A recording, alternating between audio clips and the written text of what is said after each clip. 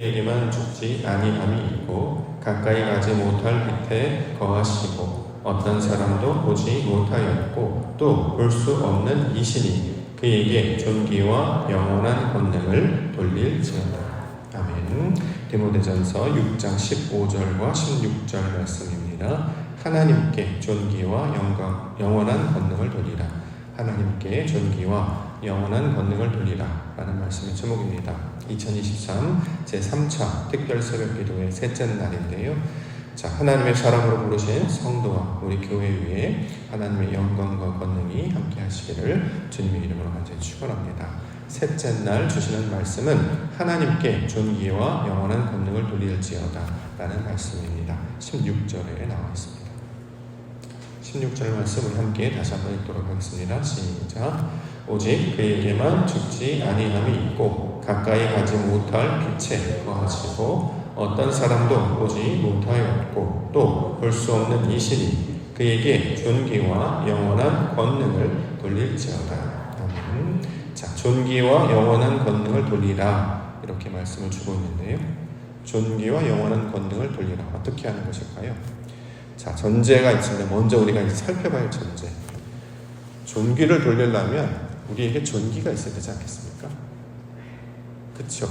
존귀를 돌리려면 뭐가 우리가 있어야 돌리죠. 우리가 없는데 어떻게 돌릴까요? 영원한 권능, 능력이라고 우리가 이제 보통 표현할 수도 있는데 능력이 우리에게 있어야 능력을 돌릴 수 있지 않겠습니까? 우리는 존귀한 자가 아닙니다. 그런데 영원한 존귀를 돌리라. 우리는 영원한 자도 아니고 능력이 있지도 못합니다. 그런데 어떻게 권능을 하나님께 더군다나 보이지도 않는 알지도 못하는 그 하나님께 돌릴 수 있을까? 예를 들어보겠습니다. 우리가 어둠입니다. 그렇죠? 성경 우리를 어둠이라고 표현합니다. 어둠은 빛이 없다라는 거죠. 빛이 없어요. 근데 어떻게 어둠이 빛을 돌리라. 그 너에게 있는 빛으로 하나님께 돌리라라는 말 주었을 때 그걸 우리가 돌릴 수 있을까? 불가능하다는 거죠. 예를 다시 들어보겠습니다. 우리가 보지 못합니다. 맹인입니다. 그렇죠? 본다는 게 뭐죠? 보지 못하는데 본 적이 없는데 본다는 게 뭐죠? 남극의 별, 저 북유럽에 나타나는 오로라, 눈으로 보시는 분들도 있지만 보지 못했는데 본 것을 돌리라. 자, 다른 보지 못하는 이에게 너는 보라라고 말할 수 있는가? 그렇지 못하는 것이고 나는 걷지 못합니다. 걸어본 적도 없습니다. 걷는다는 게 뭔지도 모릅니다. 그런데 다른 사람이 너는 걸어라라고 말할 수 있는가? 없다는 거죠. 그런데 우리와는 차원이 다르고 완전히 정체와 존재가 다르신 그분에게 무언가를 돌리라 할 때 우리가 돌릴 수 있을까? 본문은 그런 의도로 우리 가운데 할 수 없는 것을 하라라고 주신 것일까? 그래서 원문을 제가 찾아봤습니다. 원문을 찾아보니까 원문의 해석은 이렇게 할 수 있습니다.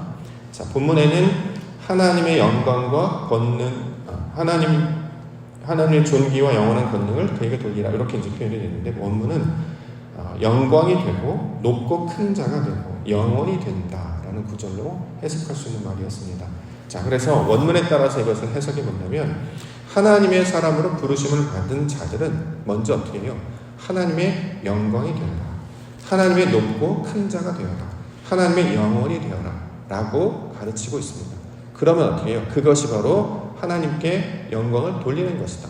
다시 말해 없던 것이 생기게 되면 이제 가진 자가 되었기 때문에 그 가진 자가 된 것 자체가 하나님께 영광이 되는 것이다. 이렇게 지금 이야기하고 있습니다.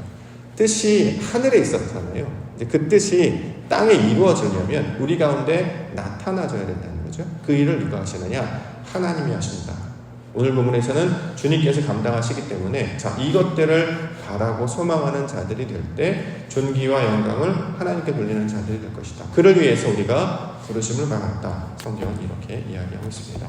빛이 없었습니다. 그런데 우리가 빛을 받게 되는 것이고 우리가 낮고 낮은 자였는데 높으신 그 자와 연합하게 되므로 높고 높은 자가 됩니다. 자기 안에 완전히 갇혀있던 자가 되었습니다. 시간에도 갇히고 공간에도 갇히고 나이 때문에 한탄하고 내가 사는 환경 때문에 한탄했던 자가 그 상황에 머무르지 아니하고 하나님의 수준, 하나님의 차원으로 살게 해주셨습니다. 영원히 되게 하셨다라는 말이지요. 그러므로 하나님께서 주신 것들을 우리가 받고 간직하게 되므로 하나님의 성질과 그의 속성을 얻고 누리게 되므로 그 하나님의 영광을 이 땅 가운데 드러나는 자가 될 때, 자, 이것을 성경에서는 존귀와 영광하는 권능을 돌리는 자로 설명을 하고 있는 것입니다. 우리에게 이제 한번 물어볼 수 있겠죠. 우리가 특세 기간을 보내고 있습니다. 그러면 우리가 가장 먼저 점검해야 될 것이 무엇이냐? 나에게 성령이 있는가 하는 것입니다. 우리가 지금 특세를 감당하는 것은 담임 목사가 나오라고 권면했기 때문에 그 말에 어쩔 수 없이 나오는 것인가? 우리가 직분을 받았기 때문에 그 책임감 때문에 나오는 것인가? 아니면 다른 사람들이 나가니까, 아니면 다른 사람이 보니까 그런 것 때문에 나오는 것인가? 아니라는 겁니다. 하나님의 영의 작동함 때문에, 그것을 사모하고 소망하는 것 때문에 움직이는 것들로 우리가 고백하는 자들이 되어야 된다는 거죠. 사람의 힘과 능력으로 주시는 것이 아니라 무언가 설명할 수 없는, 사실은 우리가 이걸 언어로, 말로 표현하고 설명하고 있지만 하나님이 주시는 것은 사실 언어로 우리가 다 표현해낼 수가 없습니다. 다만 이런 것 같다라고 표현을 할 뿐이지, 이 말을 우리가 언어 안에, 말씀 안에, 문장 안에 담는다고 해서 그것이 하나님의 전체다, 이것이 전부다 하고 말할 수는 없는 것이죠. 다만 이런 것이 아닐까? 무엇으로 설명할 수 없지만, 표현할 수 없지만 바로 그 감동과 감격이 나를 이끄는 묘한 힘, 묘한 능력, 나를 일깨우고 나를 깨우고 움직이시는 그 힘 때문에 나는 나오게 되는 것이다. 바로 이 지경까지 나아가도록 저와 여러분들을 불러주셨다는 거죠. 그러면 우리가 이제 3일절을 맞이하기 때문에 특세에서 가장 어려운 고비가 3일절입니다. 몸이 반응하기 시작하죠. 기존의 질서를 벗어나려고 하면 몸이 가장 먼저 반응을 합니다.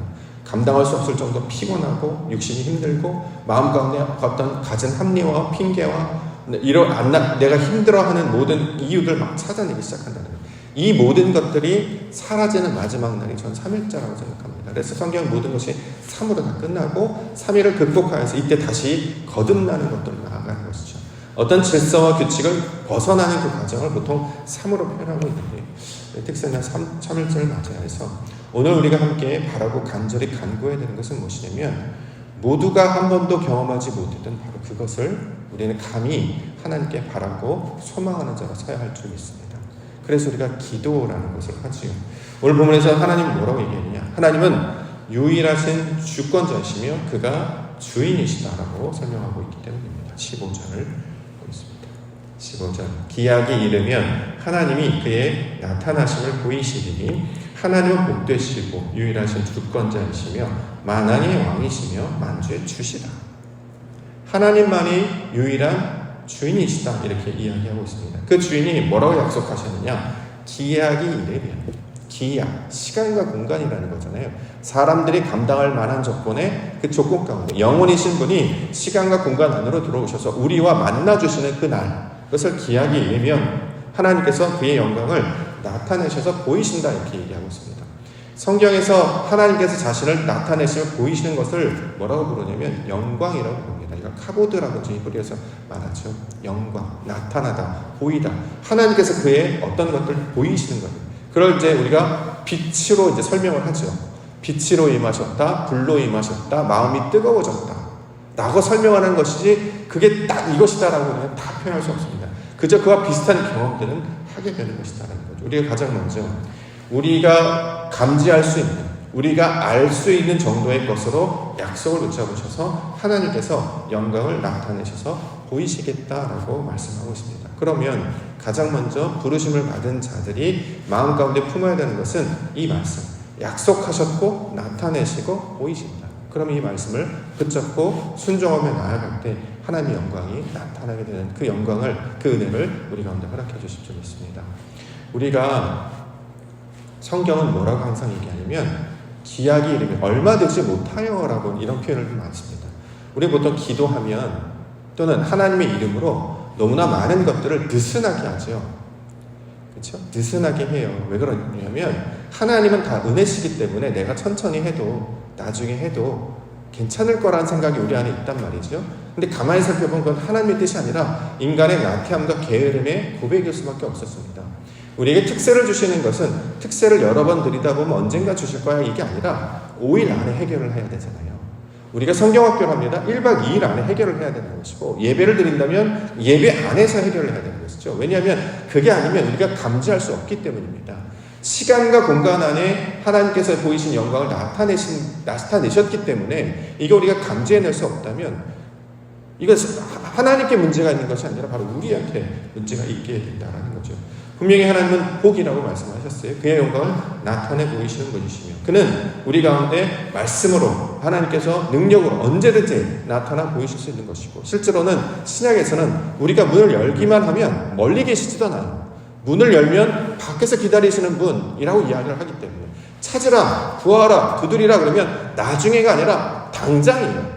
마치 문을 딱 열면 여기 바로 계셨네요 라는 것처럼 마음의 문을 열기만 하면 그가 막 본물처럼 밀려들지 하늘에서 비가 쏟아지는 것처럼 많은 물이 한꺼번에 쳐들어오는 것처럼 하나님의 나라가 이렇게 침노하여 들어온다고 말씀을 하고 있는데 우리는 그 문을 열지 않으려고 여리선과 같이 꽁꽁 싸매고 지금은 아니다, 나중이다, 준비가 되지 않았다, 기도를 더 해보겠다, 나의 상황은 그렇지 않다는 자기가 거부해내고 있단 말이죠. 그런데 어떤 모양으로 이해할지 사실은 인간들은 알 수 없습니다. 그런데 하나님께서 분명히 증거하고 있기 때문에 하나님의 부르심을 받은 사람들은 이것들을 준비하며 바라며 그것들을 소망하는 자로 서야 할 것입니다. 파수꾼처럼요. 언제 올 것인가? 멀지 않았단 말이죠. 파수꾼을 대대선선 자자선선 할아버지 때도 경험하지 못했고 아버지 때도 경험하지 못했어. 그러니 이 가업을 네가 맡아라. 이게 아니라 우리가 경험하지 못했다면 너한테 영광을 돌리라라고 말할 수 없다라는 거죠. 그런데 성경은 하나님께서 복이다, 말씀으로 역사하시는 분이시다 약속하고 있기 때문에 이것들을 붙잡고 우리 가운데 기도하라고 말씀하고 있습니다. 실제로 이 증거가 마태복음에 보면 경건한 자 예루살렘의 시몬이라는 사람을 통해서 설명하기도 하죠. 평생에 말했던 자가 그리스도의 구원을 경험합니다. 안나라고 했던 자가 그의 영광을 보게 됩니다. 자, 이 많은 증인들이 있기 때문에 그 증인들로 저와 여러분들을 부르신 줄 믿습니다. 그러므로 하나님의 그 영광을 겸손한 마음으로 순종하는 마음으로 그것을 맞이할 수 있다는 믿음으로 나 하나님의 나라를 구하는 우리 믿음의 성도들로 서야 할 것입니다. 자, 본문 16절 보지요. 16절 오직 그에게만 죽지 아니함이 있고 가까이 가지 못할 빛에 거하시고 어떤 사람도 보지 못하였고 또 볼 수 없는 이시니 그에게 존귀와 영원한 권능을 돌릴지어다. 자, 그에게만 죽지 아니함이 있다. 다시 말해 그는 생명이라는 거잖아요. 그렇죠?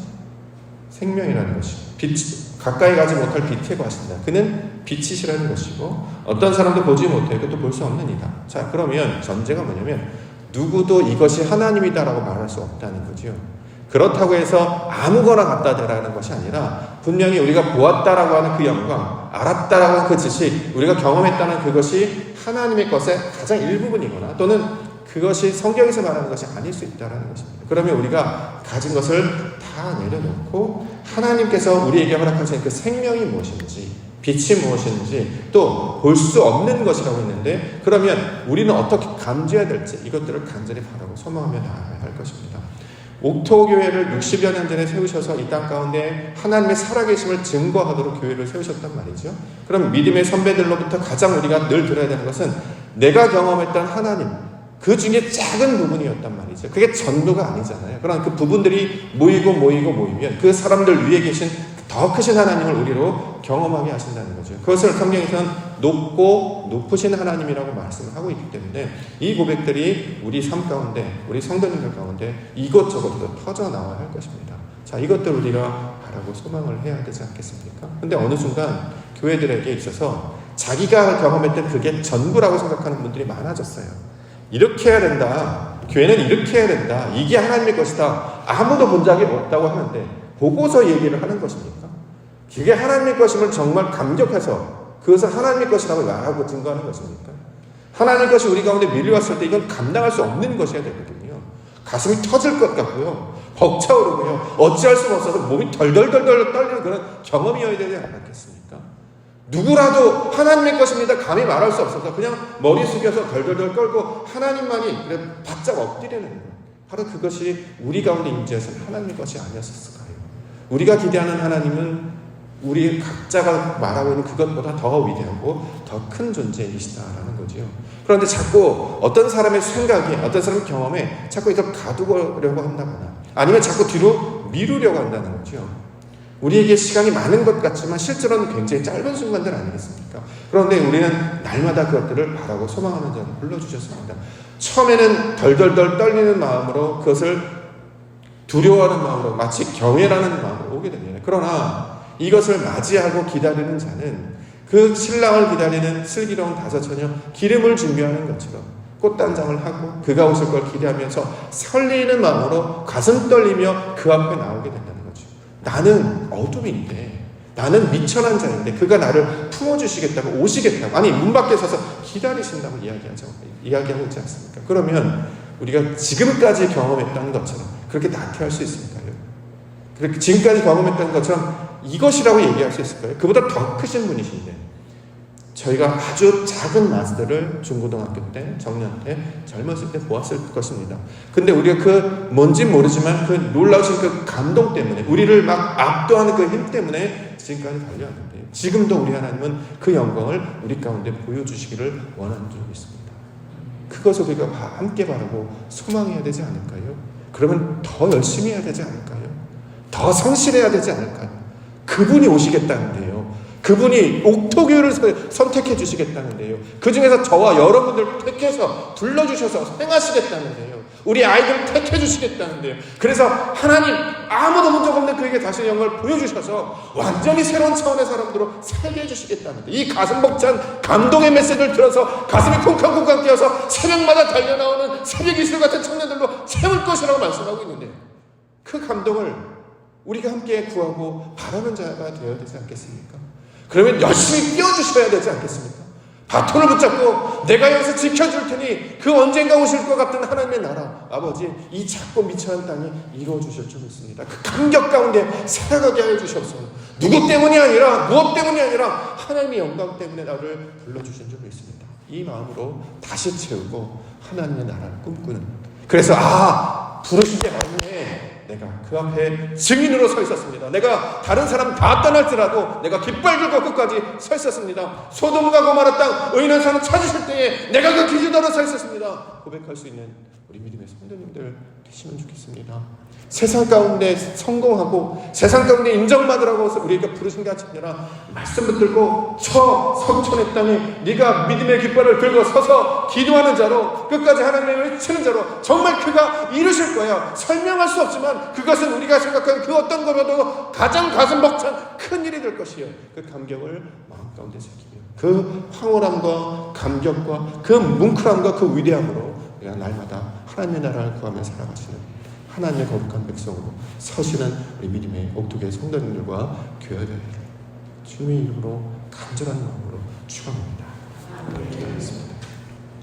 아버지 하나님, 주의 말씀을 우리 가운데 부어주시옵소서. 누구도 볼 수가 없고 누구도 꿈꿀 수 없으나 너무나 위대하시고 크신 하나님의 영광 말씀으로 약속해 주셨습니다. 기약이 이르며 하나님의 영광을 나타내리니 그가 보이실 것을 허락하는 자들도 누구도 본 적이 없는 그것을 우리에게 보이시겠다고 약속해 주셨다. 이 약속 붙들고 주님의 날을 간절한 기도의 마음으로 나아갑니다.